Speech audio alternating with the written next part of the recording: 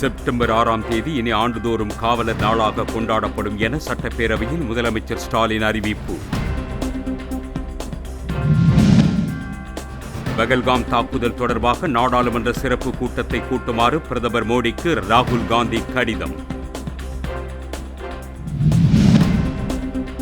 காஷ்மீரின் குப்வாரா, பாரமுல்லா பகுதியில் பாகிஸ்தான் ராணுவம் அத்துமீறி தாக்குதல். பதிலடி கொடுத்து திருப்பி அனுப்பியது இந்திய ராணுவம். பகல்காம் தாக்குதலில் தொடர்புடைய பயங்கரவாதி ஹசீம் மூசா பாகிஸ்தான் ராணுவத்தில் சிறப்பு படையில் பணியாற்றியது விசாரணையில் அம்பலம். பாகிஸ்தானியர்கள் இந்தியாவை விட்டு வெளியேற இன்றே கடைசி நாள். மீறி தங்கியிருந்தால் நடவடிக்கை என நடுவண் அரசு எச்சரிக்கை. பத்மபூஷன் விருது பெற்ற நடிகர் அஜித் குமார், பத்மஸ்ரீ விருது பெற்ற மட்டைப்பந்து வீரர் அஸ்வின் உள்ளிட்டோருக்கு அன்புமணி ராமதாஸ் வாழ்த்து.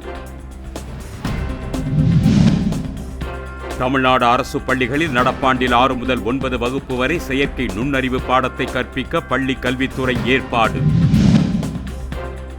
புதிய போப்பாண்டவரை தேர்ந்தெடுப்பதற்கான நடைமுறைகள் வரும் மே 7ஆம் தேதி தொடங்கும் என வாட்டிகன் அறிவிப்பு. சென்னையில் அணிகலன் தங்கத்தின் விலை 320 ரூபாய் உயர்ந்து 1 பவுன் 71,840 ரூபாய்க்கு விற்பனை.